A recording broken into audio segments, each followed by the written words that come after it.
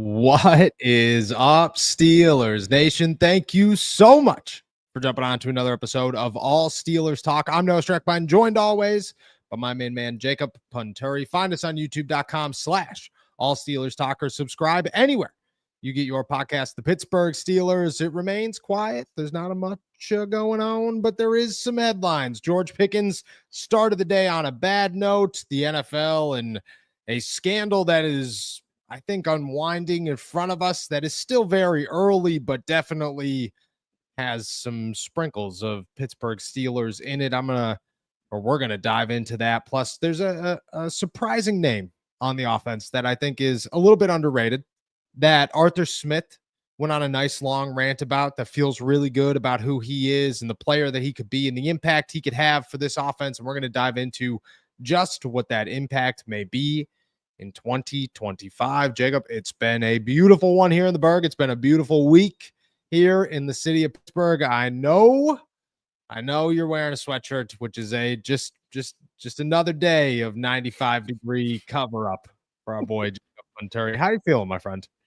I'm feeling good. I'm feeling vindicated in the sense that my therapist told me that it is normal for people who are on SSRIs like myself to really struggle in hot weather. So everyone who's bullying me right now for wearing hoodies, feel bad about that right now. But no, I'm good, man. I'm enjoying the weather. I'm enjoying the 3-degree of difference we've gotten today. It's been lovely. Happy to be here on another beautiful warm day, sweatshirt and all. So I'm doing good, buddy. Happy to chat with you. I'm glad you got that situated. I don't think, of all things that I've seen bullied in YouTube chats before, because I've been doing this a long time. Okay.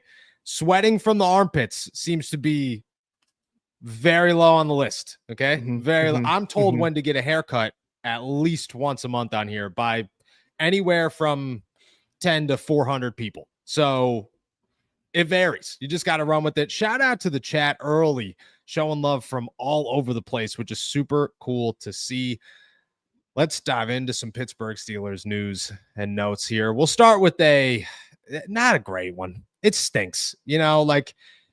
The journey that the Pittsburgh Steelers have been on over the last couple of years to try to negate the noise, remove themselves from maybe distractions, I think has worked out. I think they've got to a place where if Aaron Rodgers doesn't take 3 months to sign, this is a very quiet yet busy offseason. It's one that you enjoy. There are big names. They're making decent moves. Awesome. But they are eliminating themselves from the nonsense. Again, if Aaron Rodgers doesn't take 3 months to sign.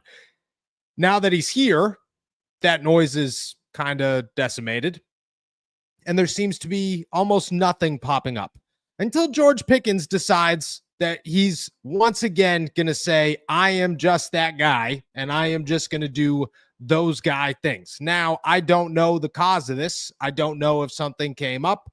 I'm going to try not to jump to conclusions, and I'm going to try to say that if there is a real reason for this, I take back everything I will say in this argument and in this conversation. However, I have a hard time believing that the track record says otherwise than maybe just a rough move. Excuse me, I am about to sneeze. Nope, and just like that, it's gone. And just like that, it's gone. By George Pickens. It's wild how if you say sneeze, God bless you, whatever, it just evaporates instantly. George Pickens, okay? Not my nose. George Pickens was supposed to show up and make an appearance at a youth football camp here in Pittsburgh next month, the beginning of July. The True Edge, which I believe is the company that is running it, reached out when Pickens was traded, said, hey, you still going to come on? Just want to make sure our ducks are in a row. George Pickens said, yeah, I'm still going to be there. That sounds great. Sounded like, at the time, a Juju Smith-Schuster thing. Come back to say goodbye. All these kids, they looked up to you. You were their favorite player. It's cool to come in here, show your love, show your appreciation, then move on to the next chapter. I was there when Juju did it, and it was awesome. Like, it was super cool. There will always be a place for me with Juju Smith-Schuster in the city of Pittsburgh to say he's welcome back here, and people should appreciate it because of what he did when he left. Thought it was super cool. George Pickens was supposed to meet with a bunch of kids, was supposed to appear at this camp. Two sides of this story. We got George Pickens, who this is the email everybody got last night.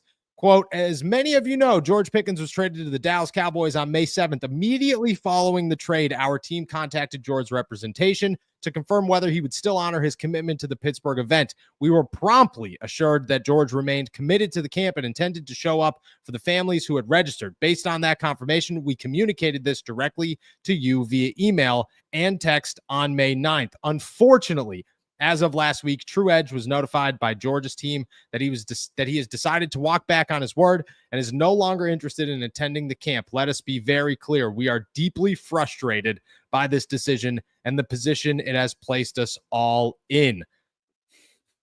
Look at, again, I'm going to try to say maybe something came up, but it sure doesn't sound like that's the situation when it comes to George Pickens in a youth football camp. Pat Freiermuth is going to step into his place and make the appearance. And I'll say again, both sides of the coin here. Pat Freiermuth remains the dude, best guy on the Pittsburgh Steelers, hometown kid. This guy's awesome. Hometown as in went to Penn State, doesn't matter.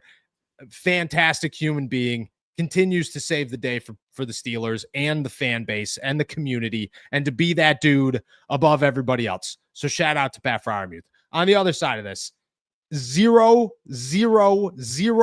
of me is surprised at this by George Pickens for two reasons. One, when they reached out, George Pickens didn't even go through his call out the Pittsburgh Steelers on Instagram and then deny it phase. It was still very early. He was still, I love the Steelers. I have a bunch of appreciation for the Pittsburgh Steelers. And eventually we got into the Pittsburgh sucks. Screw those guys. I forced my way out. Now he's not coming back to the city. Surprised? Not at all. Expected a little bit. Still bummed out on the situation. Always trying to see the good in people and tend to struggle with that one. Yeah, I think that's the situation we're in. You feel, what's your thoughts? What's your thoughts on George when this came out this morning? We got the news pretty late last night. Man, and shout out Delilah for dropping that news in late last night. But it is so disappointing if you are a parent of a child who is going to attend this camp. Like, again, we'll leave space for things to have happened, and there's stuff that we might not know, information behind the scenes that we're not privy to. Okay, that's totally fine, and we will never know. But if you were planning to attend this camp, or if you were planning to attend this event, like from a parenting point of view, and now all of a sudden, like a couple weeks before, it's just, it's changed, and now all of a sudden you have to like let your kid know. They might be let down. I understand something might have happened, whatever, but man, I feel bad for all of the kids and for all of the parents of those children who were excited to meet an NFL receiver, even if he's no longer on the Steelers, a pretty good NFL wide receiver. And my only thought is, I don't have a problem with him not doing it if he had let them know a month ago or 6 weeks ago or something like that. Like, he's not with the team anymore. I don't think he's necessarily under an obligation to do an event in Pittsburgh, but it's also just like a common decency, respect thing. Like, oh yeah, I'm in Dallas now, so I don't think I can make this, engagement I committed to in Pittsburgh in 2 months or something like that. Then I think it's totally fine. But you can tell by the language that was it True Sports or whoever the organizer? Yes, thank you, True Edge. They were pretty content to throw him under the bus. They're like, we're as surprised as you guys are. Yeah. This was nuts. It is very rare that a company uses the word frustrated in an email. Mm-hmm. We are frustrated. You know how bad you have to piss somebody off for them to publicly say to a bunch of parents, yeah, we're also upset about this situation. This is not a cool move by George Pickens. It's wild. Again, it doesn't come as a surprise at all.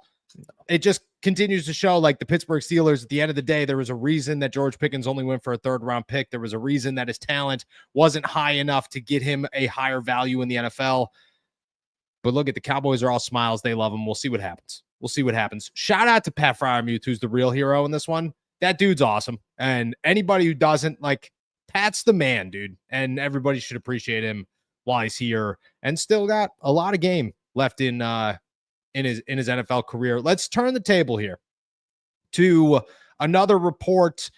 This one much bigger than George Pickens kind of being George Pickens. This one involves the entire NFL and a collusion scandal that Pablo Torres and Mike Florio unveiled 2 days ago now, 24 or 48 hours ago, somewhere in that ballpark, that at the time I think was overlooked. And I'm diving into this and just curiously, I'm a guy that if I see it, I'm going to read it. I didn't read all of it. Let's be honest. I watched the podcast because that's what we do. It's 2025, but you dive into it, you figure it out. This one was big. The NFL apparently had some collusion against the NFLPA and the players to kind of go against guaranteed contracts after the Deshaun Watson situation. The Pittsburgh Steelers had one little involvement here, and it really isn't even them. It was more the Denver Broncos or outside noise surrounding the Denver Broncos, and the Pittsburgh Steelers just sitting there avoiding some stuff. You wrote a pretty great piece today that's on si.com/NFL Steelers about it, and I kind of want to give you the floor. What were the Steelers not involved in, but kind of on the side of, and what is going on in the NFL that I think people might want to know, to be honest? Yeah, well, thank you. Yeah, absolutely.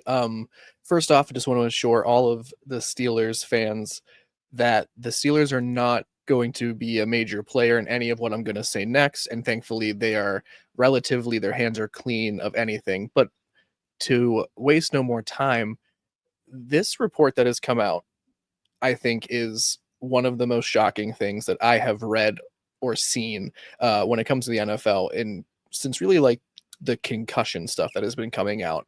So as Noah indicated, this all starts back in 2022 when Deshaun Watson signs that 5-year, $230 million fully guaranteed contract with the Cleveland Browns. That's worked out very well for them.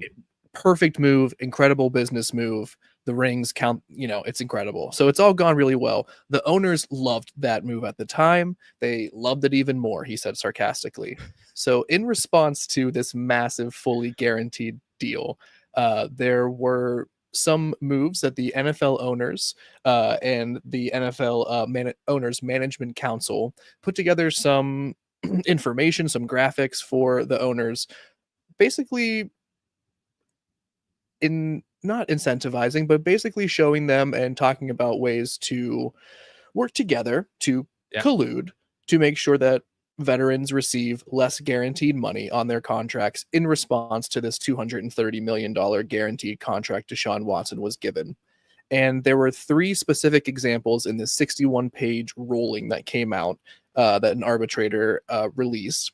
And there were 3 specific players that were troubled because of this. Lamar Jackson of the Baltimore Ravens. Who was the second one? Joe Burrow. Joe Burrow. And there's one more. And then where the Steelers come into this, Kyler Murray is the other one too. Excuse me. The other one is Russell Wilson. Whenever he was with the Denver Broncos, all 3 quarterbacks, as we know, did not receive fully guaranteed contracts. Received good, some good contracts, but not fully guaranteed. And the arbitrator on this ruling, I'm going to read the quote for him directly here so I don't paraphrase it all, but he said in his 61-page ruling that there is little question that the NFL Management Council, with the blessing of the commissioner, engaged the 32 NFL clubs to reduce guarantees in veterans contracts at the March 2022 annual owners meeting. So this, before I get your input more on this, Noah, the last really crazy piece of information is that this ruling was handed down in January of this year. This was just made publicly available by Pablo Torre, exclusively by him and Mike Florio yesterday, 6 months later. Look, I think it shows in the NFL grand scheme of things, it shows that the NFL is a government, and it's a pretty powerful one. Let's be honest. They own a day of the week. They took it from the church, which is like, I mean, you want to go powers. They're neck and neck right there. And they somehow overran them after hundreds of years. They just walked in. They said, "Yo, dude, actually, we're just going to drink beer and eat burgers on this day. This is what we're going to do. So you're just going to take a step back there, pal. You can have the morning unless we're playing in London. Then in the morning's ours." So it's wild what they've done. And this just shows how powerful they are. Now, the Pittsburgh Steelers' involvement in it, I think, who's the guy that called Russ a wuss? Because that's the best part of the whole thing. It's like you got the Kyler Murray situation where they're like, I can't believe that they would have their text saying, I can't believe they would ever do this, which I that doesn't even bother me. whoever called Russ a wuss that is hilarious. Level old man jumping in saying this one's mine, dude. I hate this guy. Called him a wuss, man. A wuss. So one of the reasons that Pablo speculated that this might have been, kept under wraps for so long is because, as indicated, former Cleveland Browns lineman and former NFLPA, I believe president, but at least executive, J.C. Treader, who was in an executive position at the time of all of this stuff, all the evidence that was involved in this rolling, had text messages where he called Russell Wilson a wuss and basically insinuates that if he had pushed harder to get a fully guaranteed deal with the Denver Broncos, he wouldn't have ruined it for everyone or something like that. And so he basically, the conceit here is that the NFLPA probably did not want one of their leading executives talking mad smack on one of their players whenever they are embroiled in a sort of like war over guaranteed money. CBA talks, all of these things with the owners. So yeah, insider betrayal is what I think was my little subtitle in my piece earlier. It was. You would have expected it from like a source tied to a team or something like that, but for it to be the NFLPA executive, someone who played recently in the NFL, was one, hilarious, but also did the NFLPA no favors in this. No, I think so. For one, I'm in an NFL locker room enough to know that the word wuss doesn't get thrown around. Nobody's like, yo, that dude's a wuss. No, there are way worse names than wuss, and they are being used all over the place constantly. They're never not being used. It's awesome. Wuss shocks me. But Cleveland Browns, what are you going to do? What are you going to do? I think at the same time, Steelers really lucked out in the situation, but probably would have ended up not with Russ at the time. I don't know how that would have went down. Shout out to Russ, man, being a wuss and these guys getting screwed over for it. But at the same time, hilarious story on this one. This is wild. If anybody's worried, like, hey, is more going to come out? Art Rooney, I have a hard time believing it. Like, Art Rooney's not a guy that's going to text back, not in a way. And I don't know. I don't text with Art Rooney, but just like judging from some of the stories that come out that I have a really good feeling came from Rooney, that they were leaked from Rooney, which that happens. And they're like just slightly off from what actually happens when they come out. I'm always just looking at it going, that's just an old guy texting. You know what I mean? Shout out Mr. Rooney. He's the man, but that's just an old dude texting as he's having a great time. But it's not really making 100% sense. So I don't think we have to worry too much, but that is a wild situation on the NFL. And I highly recommend going to watch the podcast if you don't want to read the 360 pages worth of NFL investigation on it, because it is a really good podcast. And Pablo Torre kills it. I got to ask though, the background, like the neon lights, man. Did you watch it? Because by the end, I'm a big neon lights guy. Like I grew up with my parents are hippies. Like you know what I mean? This was my dad's still a deadhead to this day. Like this is not new to me. By the end of that podcast, I was like, I got a little bit of a headache. This is just very bright in my eyes. Dude, I don't know if I have like by osmosis have like picked up like the migraine thing from you, but like it's been hitting me hard, the headaches the past couple of days. So I'm like, all these bright colors and lights. I'm like, I'm good. Brightness all the way down. We're going to listen to this more than watch it. Yeah, more than watch. I agree. That's exactly how it went down. I apologize if I did pass along the migraines. Don't go get some lights, because I have lights right here that are definitely not helping the situation. All right, let's finish off our agenda talking about some actual football. The Pittsburgh Steelers, they have a pretty strong running game. I answered a couple of questions today about the backfield and how things are going to look and how good they can be on the call-in show this morning. Shout out to everybody who called in. It was an awesome call-in show, actually, so go check it out. I was super pumped. It was really nice to have like actual great phone calls. Not that we don't always have great phone calls. We do, but some weeks we get like 4 calls. I think this week we finished with like 8, which is a great time. Shout out to everybody who did make the phone calls in. The running back. There is one name that I think is being slept on a little bit that we have to talk about, that the Steelers are very well aware of.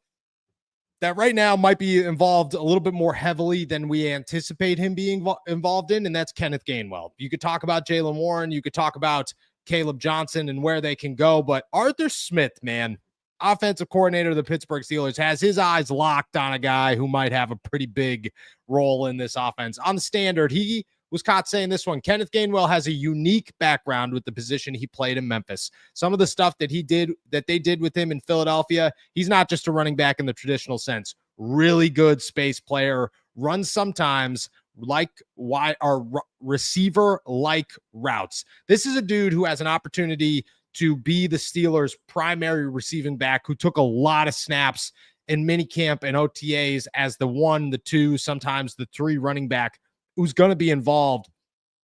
I have a ton of upside and optimism on Kenneth Gainwell. I think he's a super undervalued part of this offense. I mean, people look at it and say Jaylen Warren and Caleb Johnson are the big names, but Kenneth Gainwell was a guy who, I mean, like, I get it. Saquon was the guy in Philadelphia. Kenneth Gainwell was a very reliable number 2. Ask the Pittsburgh Steelers when he tore them up in Philadelphia with Kenny Pickett sitting on the sideline going, hell yeah, dude, that's how you do that, my friend. Give it to him good. I think he's a growing part, a very important piece to the Steelers' ground game and receiving game, but offense as a whole. What's your outlook on him this season? Do you see a bigger role for Kenneth Gainwell? Do you think he falls to the wayside as the number 3, or do you think that there's a chance that they could get all 3 guys heavily involved in 2025? I would say getting all 3 running backs involved in a truly effective, productive way is going to be a mighty tall task for Arthur Smith. But I do see, and I'm certainly guilty of overlooking Kenneth Gainwell in a lot of our conversations recently, because his value is going to come from, as a receiving back, is going to come as a person coming in to spell Jaylen Warren. I think what will play best for the Steelers and what will give them the best chance to win week in and week out is if Jaylen Warren and Caleb Johnson become the duo that takes the Lions' share of the snaps. That being said, Kenneth Gainwell put up, I think it was 406 yards from scrimmage, a little bit over 400 yards from scrimmage last year with the Eagles. And so if he can replicate that, I mean, I think we're talking about it as a very successful season, right? So I think if that plays in line, I think Caleb Johnson is probably a 700 yard to 900 all-purpose yard type of back at most. And Jaylen Warren can hopefully be, I don't know, is 1,100 yards? What's a good all-purpose yards projection for Jaylen Warren? Yeah, I would say with 3 guys, because I do anticipate even if Kenneth Gainwell is like a smaller role, he still has a role. It's not Cordero Patterson last year, where like if everybody's healthy, he's touching the ball once a game. Like I can see Kenneth Gainwell finishing a game with 10 touches, whether that's receiving or rushing, a combination of both. That definitely limits Caleb Johnson and Jaylen Warren.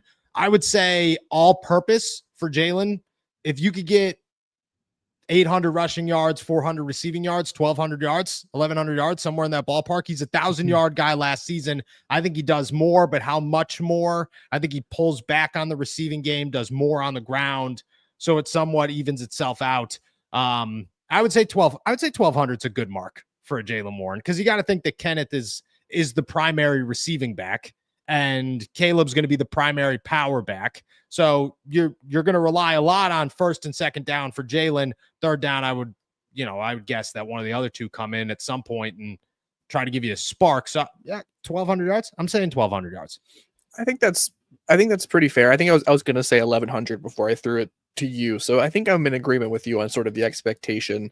I don't think that having all 3 like routinely, regularly involved is going to be the best way to get the rushing game going and for it to become the sort of key part of the offense like they need it to be. I think that certainly it doesn't exclude Gainwell from having a role as a receiving back, but I think if he becomes a primary focus or more of a primary focus, I don't see how that necessarily equates to the Steelers being a better overall offense. I think he needs to be and exclusively a complementary piece. And if it becomes more than that, like, Cordero Patterson did for like 3 or 4 games before an injury last year, I think we're not necessarily doing the best things to get the Steelers offense to where it needs to be in 2025.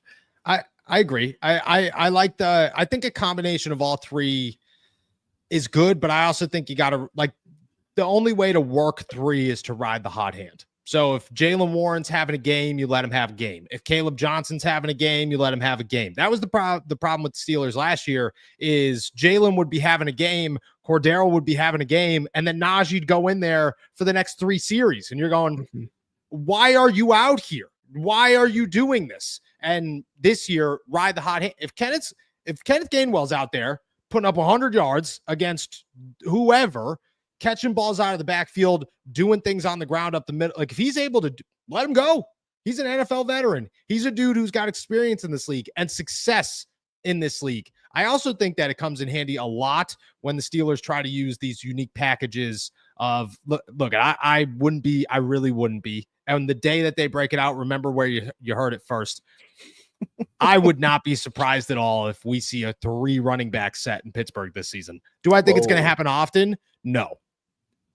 May I be teasing something that I know? Yes. Like the Steelers might have a 3 running back package. I'm not saying it's a definite. It's early. These things are not solidified and finalized yet, but I think he utilizes his skill set in a different way this season for the Steelers. He's not just a running back. He's a little bit of everything for them. And I think he's valuable. You got to use your valuable guys.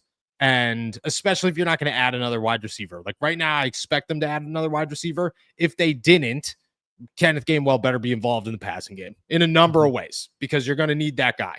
But I agree with you. I don't think that every game you could walk in there saying, all right, Jaylen, you're getting 15. Caleb, you're getting 10. Kenneth, you're getting 5.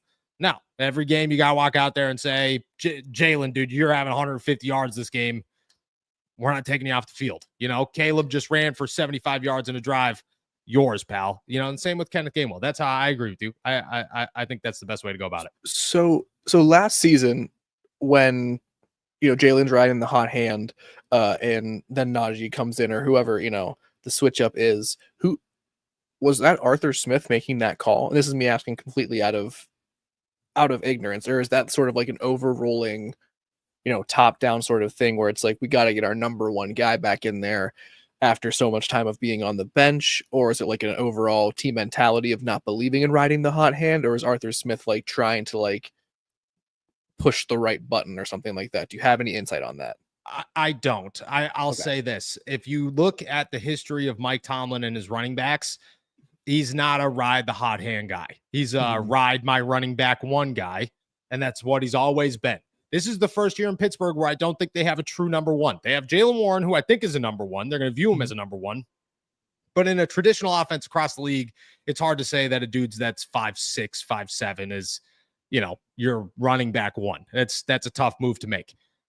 I think it's a Tomlin thing where he has his starter and wants his starter to get those reps and puts him out there to make sure that he's got the best talent on the field. But what I think works better this year is the fact that they have 3 guys that they have faith in, and hopefully he learns. Because I think that was, again, I think last year, there are so many times where Jaylen bursts a couple of runs and then he's off the field for another series. And you're just going, why? At the end of the season, Jaylen was carrying the ball a lot more than Najee. And I think that was because of health when it came to Najee. I hope it was because they wanted the hot hand to be out there. And if they could do it this year, I think it works. But I think it's a Tomlin thing. I think it's always been there were games you could go back and I bet you everybody's got one in their head now where D'Angelo Williams is out there tearing it up for 2 series and then he's on the bench for the rest of the game. And you're going, what are we doing here, pal? Like, how do we ignore this? I just think that's always been the mindset of Tomlin. Will it change? I hope. I hope. What's a good year for, you said 400 yards, 400 all-purpose yards, a good year for Kenneth Gainwell. What's a good year for, break them down. A good year for Jaylen, a good year for Caleb, a good year for Kenneth. Yeah, I'll start lowest and work my way up. I think 400 all-purpose yards for Kenneth Gainwell would be a huge win.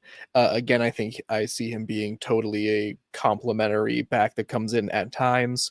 So if you were getting that from your, for all intents and purposes, 3rd string running back, great. I think that's a huge successful season. For Caleb Johnson, I think he needs to hit 750 rushing yards. All-purpose yards, I think is a different story, especially if Gainwell consumes all of the receiving back snaps, for example. But if he exceeds 900 all-purpose yards, I think we're talking about an outstanding rookie season for Caleb Johnson.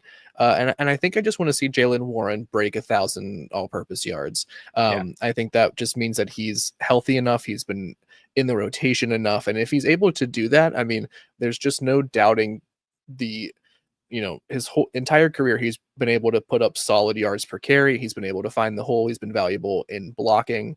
So he's going to contribute. I just think a little bit more spread out. If he breaks 1,000 yards, great year for Warren. Yeah, I agree. I think that's pretty spot on. Like Caleb with 750 rushing yards, you're feeling damn good about who that guy is. You're looking at him going, Caleb's got a bright future, and I'm excited for it. I agree with all three of them. I'm very excited. So one piece, again, if the Steelers can break 2,200 rushing yards this season between the three of them, that offense is a lot better than we anticipated it being. So shout out to the Pittsburgh Steelers and their running backs and Kenneth Gainwell, who, again, I like to call him Kenny G. Did you watch his introductory press conference? Because it was the coolest thing ever. I'm looking at Brian back on the Pittsburgh Post-Gazette and going, you want to call me Kenny G? Go ahead, you can call me Kenny G. And that immediate support of Noah Strackbein. Immediate. It doesn't take much for me to say you're a stud. He was a stud. Stamp of approval. Shout out. All right. On the other side of this break, we're going to start answering all your guys' questions. So toss them in the chat. We will be right back. Pittsburgh, this one's for you. From the voices behind all Steelers talk comes Black and Gold Apparel, your go-to for bold, fan-driven merch that reps the city, the Steelers, and everything in between. Whether you bleed black and gold or just love that Pittsburgh grit, we've got something for you. It's more than a podcast. It's a community. And thanks to your support, we're proud to bring the passion from our mics to your closets. Gear up, stand out, and show the world what real fans look like. Shop now at blackandgoldapparel.myshopify.com. All righty. Shout out to our super chatters. Shout out to our members. Again, shout out to everybody who called in to the call-in show today. It was a blast. Had a lot of fun. Jacob got shout outs as always because people, like I said, people eventually everybody turns and Noah's the bad guy. But I love it. I love it. What? Shout out to Jacob.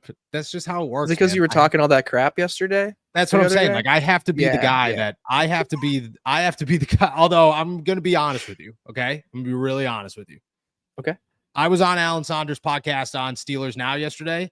And he, for everybody out there who constantly wants to remind us that Jacob is a Debbie Downer when it comes to Will Howard, don't go watch the Steelers Now podcast because it's the afternoon drive. It's a great episode. We have a blast, and I'm not going to lie to you. Phenomenal. One of my best appearances on a podcast, not to brag. I was very optimistic about Will Howard, much like I was yesterday on the show. Alan Saunders shit on the kid more than you did, and I just sat there and went, I feel awful for this guy. So for everybody out there who just wants to make sure that you protect Will Howard, go to that podcast. Right. Actually, it'd be a great time. Go to that podcast at the end of this podcast and just comment, shut up, Alan. That would be so awesome. And I hope all of you do it. All of you. If enough of you do it, I'll do it myself from every account I have. So shout out. All right. Once again, toss your questions in the chat. Shout out to our super chatters. Shout out to our members. We're going to start with one from Eddie. Who do you guys think will have more touchdowns this year? Pat Freiermuth or DK Metcalf? This is actually a pretty good question. I'll toss it to you first. Tight end, red zone threat versus a guy who's massive and is probably a threat everywhere. Who you got? Wow. I'm taking DK Metcalf contrarily to, all of the hype that we have been sending to Pat Freiermuth over the past couple of days. I think I think if I have to pick between the two, I got to take DK. I think he's going to be in for a big year with Rodgers feeding him, probably a bigger year than Freiermuth, even though I think he will have a good year as well. Okay. I like the argument. I think DK, I'm curious to know where the Steelers offense is in the red zone. Is Aaron Rodgers a guy that can operate in the red zone? Russ was a phenomenal red zone guy until he showed up in Pittsburgh, and then it was like, oh, Russ sucks in the red zone now. So maybe it's just the Steelers. I have no idea. I like the DK move. I think it's a bit bold, but I think I'm going to go with it as well. I'm going DK. I think he leads all receivers and tight ends, all receiving options in tight ends this season for the Pittsburgh Steelers. I love it. Maddie's got one here.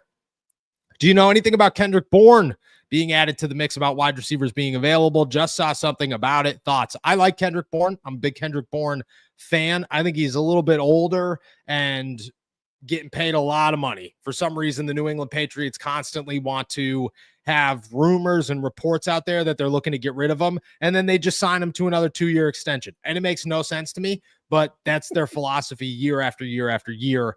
I think Kendrick Bourne's reliable. I think he is a number 2. I think he does fit that mold. I don't think he's the best number 2 option you could have, but if you're being realistic, he's a decent number 2 option to have. I don't think he's anything long-term, but to be honest with you, I think he does fit what the Steelers are looking for.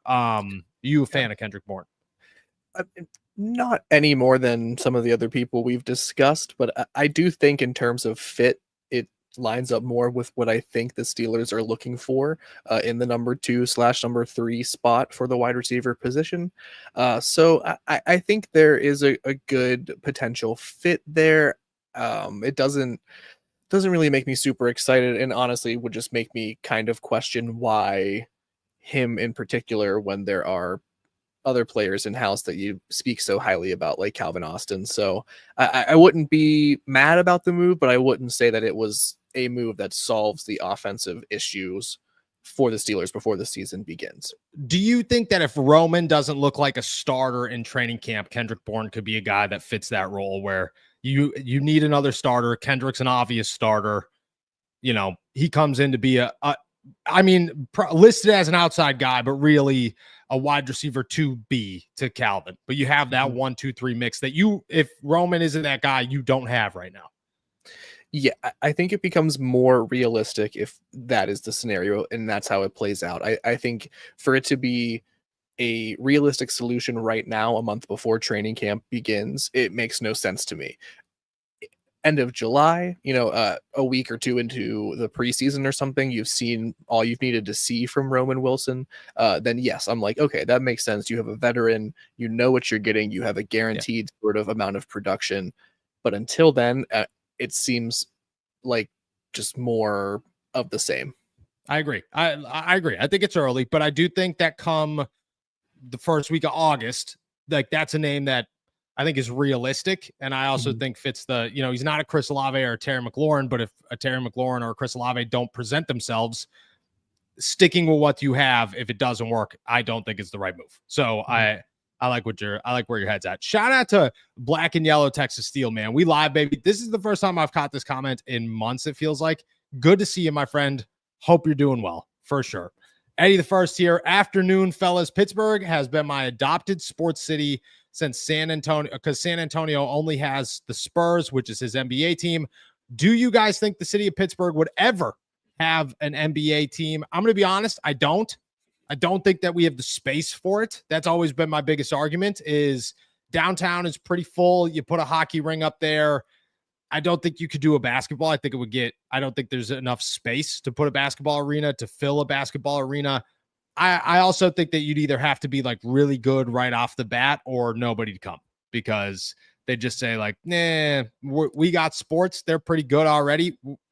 We're good on the basketball thing. You know what I mean? Steelers sound like a better time than going to a basketball game. I'm going to spend my money there. Do you think differently? Do you think that Pittsburgh could have an NBA team? Oh, no. And I hate it because it would be sick. Would be awesome. I think for the most part, anyone who is a true NBA fan, like one of my best friends, like when he wants to go see an NBA game, he'll like go see someone play the Cavaliers. Like if there's like a specific team that he would want to see. So like there's access to NBA basketball. It's not too far from Pittsburgh. Were you in Pittsburgh yet? Whenever the last like ABA team was here? No, it was like I want to say it was like sometime in the 2000s, but there was like a semi-professional team here for like a year or two, and then probably got renamed something else, and like that was decently fun. Or if there was like a G League team in the NBA, like I would think that might do well in Pittsburgh, that would do better.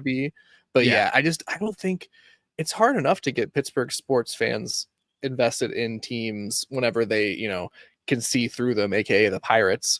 Yes. So like if there wasn't a successful NBA team that came in immediately, I think it would be really hard to gain traction. I agree. But man, it'd be great to be proven wrong about that because NBA is sick. Yeah, I'd have a blast. I think an NBA team here would be so cool. I don't think there's the space.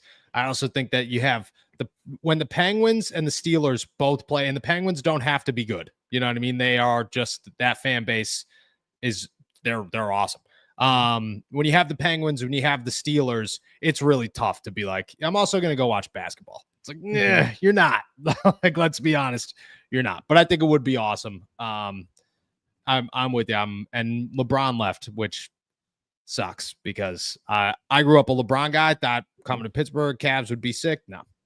Shout out. Ernie Jones here. I have a bold prediction for you guys for next year. Will Howard outbeats Mason Rudolph and becomes our starter for next year. What do you guys think? I'll say this: if it's just, and let's just play this hypothetical. We don't have to. It's June. We don't have to be strict on what we're talking about here. Let's play the hypothetical of the Pittsburgh Steelers had a quarterback competition between Will Howard and Mason Rudolph next season because for some reason there are no quarterbacks they all leave. Quarterback, it's a quarterbackless draft. First time in NFL history. Who wins that competition?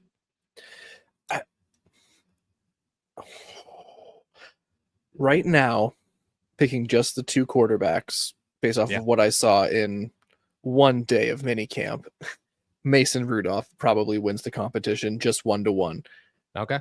Based off of the sort of potential and the sort of strong positive first impressions I've seen of Will Howard as sort of someone who can get better. Yes. I think it would be a very close competition, especially if the Steelers decide that, like, okay, we're going to run this between Rudolph and Howard, and we're going to see who gets QB1. Just let them duke it out. I think Will Howard has a legitimate shot in the summer of 2026 to do that. Right now, I'm taking Rudolph over Howard. Next year, I think it's closer to Howard, but not 100% guaranteed. Do you feel differently? Okay. No. I feel pretty spot on to that one. Like this year, I'm not putting Will Howard. I think Skylar Thompson would beat him out this summer, if we're going to be honest. I think next year is a whole different conversation. You have a year of football under your belt. You know how to play in the NFL. You're no longer a 6th round rookie. It's a different situation. I think it would be fun. I also think that Mason Rudolph always has the underhand because the Pittsburgh Steelers will look at it and be like, dude, they're neck and neck. Mason might have him beat a little bit, but rule of thumb, Mason always loses 10 points because he's Mason Rudolph. So Will Howard would get the starting job. I think it would be fun. That being said, they're going to draft a quarterback.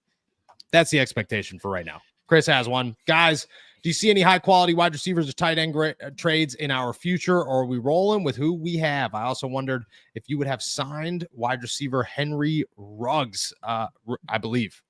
Henry Ruggs, I would not sign.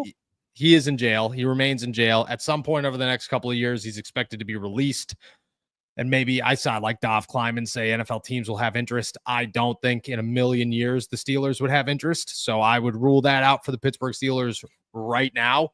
I think right now the wide receiver and tight ends, I expect it to happen. I do expect the move to happen. I don't know any high quality names that are out there right now, except for the Jonnu Smith thing. Kyle Pitts is kind of off the market because he's dealing with an injury. So you're not going to jump the gun on that one. Chris Olave got shut down. Terry McLaurin isn't going to get moved right now. I think there'll be names. I just think it's early to jump on names. But if I had to guess guys that do become more available, Chris Olave is a big one. I think at least somebody in Houston becomes available, whether that's Christian Kirk, whether that's Tank Dell, who I get it has dealt with some injuries, but could be a name to watch, whether that's John Mechie. I think names potentially in Philadelphia, Jahan Dotson might be a name to watch. I do think there will be names that emerge over the next couple of weeks. But for right now, I don't have any high quality names. Yeah, I will continue to bang the drum about the Steelers not adding anyone quote unquote high quality. I do stand by that. But Jahan Dotson was someone that I was interested in them acquiring last year before the Commanders sent him to the Eagles. So I mean, that's, there's some intrigue there, and I feel like that's a player that's going to struggle to keep hold of any sort of important role in Philadelphia in 2025. So that might be a cheap name to monitor over the next month or something. But yeah, beyond that, I think unless Chris Olave becomes a more realistic target again, or a more speculated target again, there's no one really high quality waiting for the Steelers to sort of go after and get. Yeah, I agree. It's early. Things will change over the next month, but it's June and people aren't really 100% on the board. I'm going to space some of these out as we got a couple in from the same people here. Maddie, more questions. Do you think by signing Russ and Justin that set us back instead of trying to trade up last year to get Michael Penix or someone else?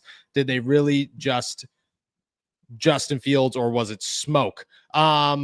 They wanted Justin Fields. They definitely wanted Justin Fields this offseason. I know that the report said no, but they did. They wanted Justin Fields. Justin Fields didn't want them.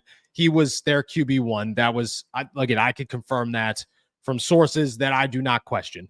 I don't think it was a mistake last year, because I don't think that they would have traded up to go get a quarterback. I think they would have said Justin Fields is good, or Kenny Pickett is fine, and Troy Fautano is still our guy. They wanted Troy Fautano. I think an offensive line is the best move they could have made.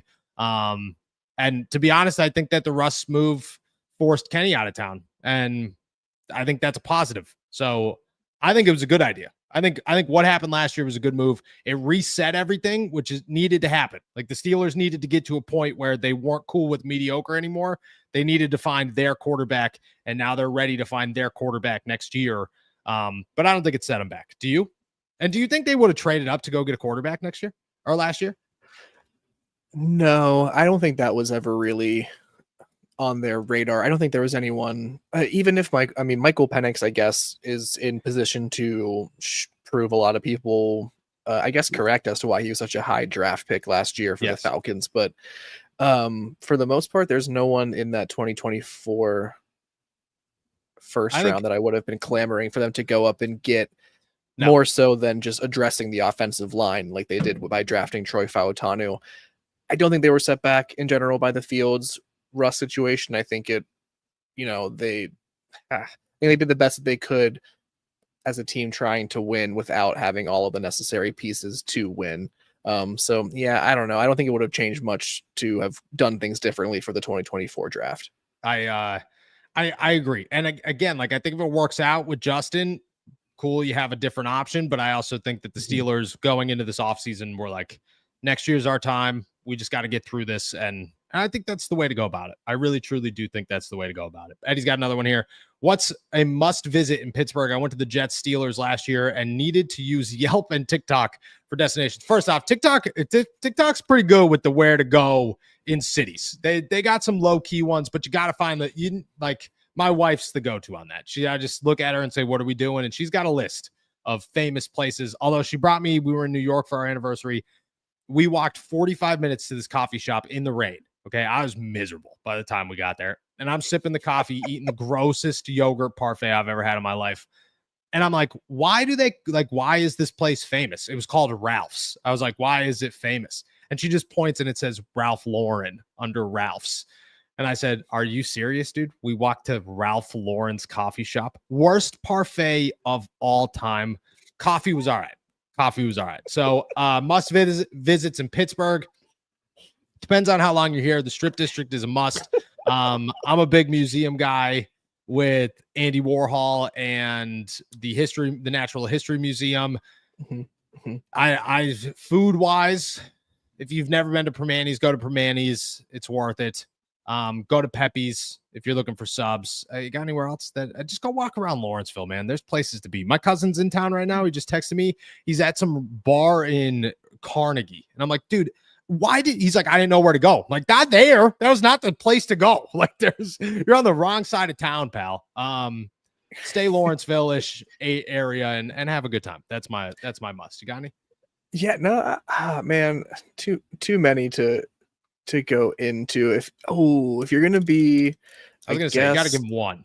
I'll give you one. If you're in the Highland Park area, there's a sick restaurant called Bryant Street Tavern that's newer. Got some good seafood, some good They do have good mussels, seafood. or not oysters and mussels Oysters. and stuff like that. If you're into it, it's banging. So it's something that you probably won't hear a ton, or maybe TikTok hasn't found it yet. I don't know what's on the algo right now. But that one's a pretty good spot. That is a pretty good spot. Great ice cream spot right across the or right around the corner there. I go there pretty much every day in the summer because it's dangerously close in walking distance. I will be there tonight if anybody's looking for me. All right, keeping it trucking here. I'm MF Tired. What player did you have the best interview with ever? I would say, and I told this story the other day when the Mike Hilton stuff was going on. Mike Hilton was my dude. Cam Sutton was another guy who treated me really, really well. Joey Porter treats me really, really well. Pat. But Mike Hilton used to, my first year, Mike Hilton knew I was new. And to help me out, he used to wait at his locker every Friday to interview me before he, or for me to interview him before he went and did his workout. It was just me and him, like just talking. And he, after a while, he'd start giving me like the same answers. And I called him out on it. And I was like, yo, dude, like, it seems like this is the same every single week. And he said, yeah, man, I'm trying to get it into your head that the NFL is the same thing every single week. And I was like, wow, that was a great learning moment here. Thank you for that one. So Mike Hilton was my dude, man. If he came back, I'd be really pumped about it, but he was my go-to. You got Tuesday with Maury by Mike Hilton. He was just like teaching you life lessons, just like life lessons. That's crazy. Yes. It was awesome, dude. It was so awesome. It was so awesome. My only other like super cool I have a bunch of cool interview moments, but my other like really cool one from that season was Minka showed up. Obviously, every time Minka talked, it drew a massive crowd, and that sucked. You always feel bad like when you go up to talk to a guy and 18 television cameras are going to follow you, and you're like I don't want to do this to this guy. I have one question, like I don't even need it. What I would walk up to Minka and I'd say, yo, dude, I'm gonna hide in your locker because I want to interview you. And he would hide me in his locker. So shout out to Minka, man. That was my introduction to the NFL. It was pretty awesome. Shout out. All right. Chris here's got another one. Guys, how long before the Steelers improve or replace Acrisure Stadium? Will Pitt continue to share a stadium with the Steelers, or what's their plan? I think it's detailed and drawn out. They are doing some notable adjustments this offseason. I'm not 100% sure exactly what they are, but they will have a couple of things. I know last year they worked on the Wi-Fi in the bathrooms, which is, cool. I think there's other things coming this year. Hey, as somebody who uses the Wi-Fi, man. In the bathroom only? I don't care where. I know you can fix it. It's awful. I was gonna say, I know it's awful in there, but every single Sunday I text you and go, all right, Wi-Fi's down. If anything happens, just go for it. So there are more changes coming this year. I'm not 100% sure on what they are. I think long-term Pitt stays at Acrisure Stadium. I don't think that changes. I think the biggest change will be at the facility. I think when the lease is up there, which I think is in 5 years, the Steelers move or readjust something, whether they buy the buildings behind them or whatever. But I don't expect the Steelers and Pitt to be in the same place forever. I think that's coming to an end once these leases end. But Acrisure Stadium, I think they're going to stick around forever. They're just going to improve it and continue to build it. And I think Pitt's going to be there probably forever because they're not going to want to let that go. And it's there for their disposal. Do you think that, that's kind of my gist. I've heard some things, but nothing hardcore. Do you feel differently? No, Pitt'll stay at Acrisure for their games for sure until they get kicked out, or until they, something massive shifts. I don't anticipate anything like that happening or changing in that regard. So were you saying that the UPMC, like Rooney Sports Complex, they might move out of that when their lease is done? Is that what you were saying? Yeah. Or like, yeah, okay, I think it's that. over the next 5 years. And I think from there, they'll go somewhere else just to remove themselves from Pitt. You know what I mean? Yeah. There's not enough parking. There's not enough space. They keep getting killed on these NFLPA grades. Like, I just think at some point they're going to be like, all right, we're out. You know what I mean? Like, and that's the problem is Pitt's taking up the space. They have no space to build cooler things, nicer things. You know what I mean? So I think at some point you have to. Pitt's going to be pissed, but Who cares? They'd also You know what I get mean? that whole complex to themselves out of it. That's not their a big bad recruiting trade. thing, though, is come hang Yeah. out with, like, you should have Steelers. saw the dozens of Pitt players that were outside watching Aaron Rodgers practice. You know there what I'm were a saying? Like, bunch when I was there that day. yeah. So that's a huge attraction to them. But at some point, you just got to be a team on your own. And I think it helps the Pittsburgh Steelers for sure. All right. Nate Moore's got one. How could you call this a final blow from George Pickens? Can almost guarantee he will trash the Steelers at some point again. I think there are a lot of final blows coming. This one's a big one, though. This one's a big one. You know what I mean? Don't mess with the kids, man. Just don't lie to the kids. Yeah. What's Come your on, man. Is it 100% chance in your eyes that George Pickens at some point this season says something about the Steelers? Oh, yeah. 112%. Yeah. I agree.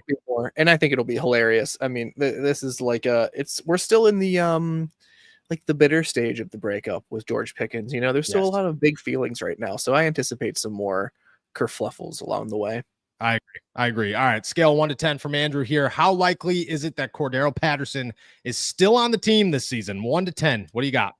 312. I think it's an 8, scale of 1 to 10. I like, if he's on the team right now, hasn't been cut yet. There's no sort of roster, there's no bonus incentive schedule that, needs to be met first before they could save some sort of cap hit or something like that. This dude's just on the team. And unless he gets demonstrably outplayed in 1,000,001 ways and then some, he will continue to be a member of the Pittsburgh Steelers. That is 8 out of 10. That's a massive number. I want to say my number is like a 4, but I hope my number is right compared to yours. If I'm just going to be honest, like, I hope nobody ever gets cut. I wish everybody got a job. You know what I mean? If I'm a Steelers fan, I'm hoping that my number is more accurate than yours. Yikes. That would stink.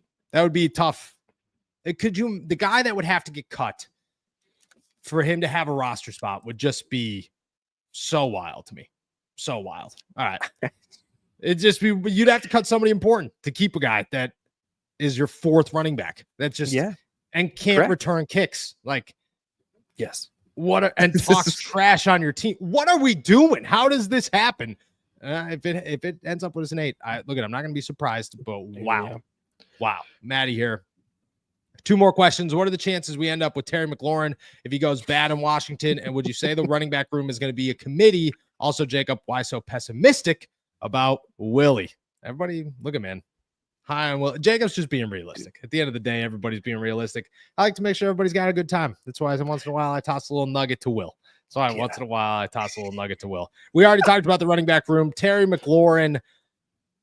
I think the biggest issue here would be affording him, because you're going to have to sign him to a pretty big contract. I do think his cap number this year is affordable. I want to say it's like $19 million, somewhere in that ballpark, which the Steelers could come up with if they needed to. I don't think Terry's realistic, but again, like, I'm not going to say no to anybody right now, because I think things could change in July and August. I think things could go really bad in July and August. I think there was a time when Brandon Ayuk sounded nuts and people were like, shut up, that's not happening. And then they chased him for 3 months. So I think it's early. Do I think that he's on the top of my realistic options? No. Do I think that he gets signed in Washington? Yes. But do I also think that there's a chance that anything could happen? Yeah, I do. And I've seen this go wrong so many times and these guys become available. What's your thoughts? From the Commander's perspective, I continue to see zero reasoning, zero desire to make anything happen other than to get this man signed. I mean, like, they understandably so believe themselves to be a championship contender in the NFC East. And I mean, they had a very impressive 2024 season, so they should be confident going into 2025. Not sure how that puts them in position to be selling off their, best wide receiver for the following season. I would love it if the Steelers could find a way to bring him in, because I mean, boy, oh boy, him and DK Metcalf would be a pairing that the Steelers just really haven't seen before. But yeah, I have a really hard time buying it realistically at all. Also, I'll be so happy if I'm wrong about Will Howard, so I'll be right with you, Maddie, whenever I'm wrong. And I won't even feel bad about being bullied for being wrong about that. I'll just be like, I'm glad I was wrong. Everybody will. Everybody will. All right, two start bench cuts here before we get into our last couple of questions. Start bench cut, obscure Steelers tight ends, Jonathan Dwyer, Isaac Redmond, and Jalen Samuels. I got a list here. You got your order? I have my order right off the top of my head. Yeah, 100%. Would you like me to go first? Okay. Yeah. I cut Jalen Samuels, sorry. I start Jonathan Dwyer, and I bench Isaac Redmond. I agree. And Isaac Redmond is very close to overtaking Jonathan Dwyer. If he doesn't fumble, man. He does, which actually I don't think that one was him. I think it was Isaac Toussaint who fumbled. It was Isaac Toussaint, the one you're talking about.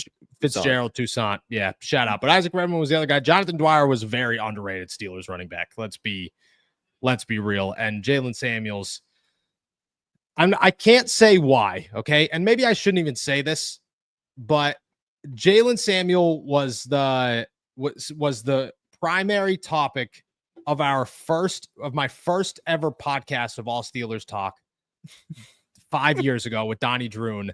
I won't say anything else. If you want to go look it up, go look it up. I can't. It's not great, but I can't let that go. Like, you have to, if you want to go find it out, go find it out. But it's a wild reason. I'm going to watch it later. You should. You'd have to go really far back, but it's there and you should fit. You don't have to watch it. Just look at the title. It tells you everything you need to know. Start bench cut, smoked ribs, smoked brisket, or smoked sausage. I'll take this one. Smoked brisket's number one to me. I'm going brisket all day. I think ribs is 2. Ribs is phenomenal. And then I think I'm going sausages with the cut. I don't feel good about that one, but I think I could go sausage. I don't know if a smoked sausage is my preferred sausage. Just an Italian sweet sausage, any way you want to make it, feels good to me. But I'm going smoked brisket and then ribs, I think. Yeah, you nailed it. My only caveat here is if the barbecue sauce on either the smoked brisket or smoked ribs is a little bit too sweet, I might switch them. I like a more smoky barbecue sauce personally. Just a preference. Yeah. No, I agree. But that might sway it. But no, perfectly curated list there. I like it. Jeremy here. Ultra hot take. The Steelers are starting talks with the Dolphins about Jalen Ramsey to try and get Jalen Waddle. Ultra hot is spot on. This is a steaming hot take. Don't know if it is at all realistic. Would be awesome. In a hypothetical world, he's on the table. What would you give up for Jalen Waddle with injury concerns? One of my good buddies, best friends that I text every day in a group chat. So it's kind of a lot of shut up. Yo, what's up? 6 hours later, you get another shut up. It's a good conversation. He's a Dolphins fan. Every Sunday I get a text in that group chat that says, Jalen Waddle got hurt again. What a shock. So injury history there as well. What would you give up for Jalen Waddle if he was on the market? I think I would put him pretty much in the Chris Olave camp. I think second round pick is where I'd feel most comfortable. I certainly agree with the general sentiment that Jeremy is throwing out here. There could be, I'm not saying this is the intention. I have no confirmation of this being the intention or anything like that, but I can see how, engaging in some sort of talks, knowing what the outcome might be, are just a good way to sort of grease the wheels, so to speak, for another move that you want to talk about later. I think that's very much, that's priming him in a lot of ways, to use some psychological terms. He might be a little bit more ready to make a deal the next time the Steelers come back. So maybe that is what Omar Khan's strategy is in terms of trying to pursue someone else. But yeah, with the injury history to Jalen Waddle and the concern that is there, I think you could not, go past the second round pick right now. Anything else would be a big. I mean, I don't know if I'd give up. I think you could get him for a third. I've never been a big Jalen Waddle guy. I think he's phenomenal, but I think he gets hurt all the time. And even if it's you miss 2 quarters, it adds up. And to me, it makes me a little bit nervous, but obviously Jalen Waddle's a stud. And if the Steelers ever have an opportunity for him, at least consider it. And then we'll finish off. Go ahead. Does your buddy, does he consider the reason for Jalen Waddle to be hurt so often Tua Tagovailoa throwing him into, like hospital balls? No, he just thinks he's frail. Gotcha. But he is not a Tagovailoa guy at all. He's also like every time they sign anybody before Zach Wilson, wasn't a fan of the Zach Wilson move, but like Skylar Thompson, dude, Mike White he was like, there he is, dude, week 4 starter. Can't wait for Mike White. And I'm like, yeah, all right. So it's a tough time. Miami's in a tough spot. Shout out to hope they're doing well. Hope they're doing well down there. And then we'll finish it off with our boy Enigma after dark. Guys, who opens the season and scores our first touchdown? I'm taking Cordero Patterson at this point. Y'all have pissed him off enough. I hope that Cordero Patterson does not watch this show. Very much so. Yeah, for your sake, for sure. For your sake, too. Who's your prediction? First touchdown of the season. We'll start it early. I'm going to write them down, too. I'm going to write them down, so we'll see in 3 months who's right. First touchdown of the year, I am going to go with one Mr. Jaylen Warren. That's a good one. That was my other pick. Mine is good old hero himself, guy who saved the kids at the youth football camp event. Shout out George Pickens, but the real hero is Pat Freiermuth. I think he catches the first touchdown just to set the tone of like, this is what's going to happen. And I'm okay with either one of those. What do you got? Sorry, I just saw the most recent comment.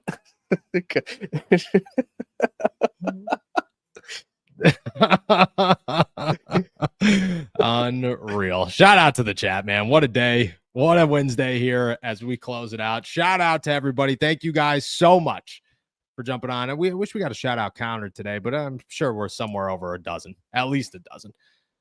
Thank you guys for jumping on to another episode of All Steelers Talk. Make sure to subscribe to us on YouTube, youtube.com/All Steelers Talk. Check us out anywhere you get your podcasts. And as always, find all of mine and Jacob's work at si.com/NFL/Steelers. With that said, one more time, shout out to our super chatters. One more time, shout out to our members, and go check out the call-in show that dropped earlier today. We will be back tomorrow. Enjoy another beautiful day in the Berg. Peace.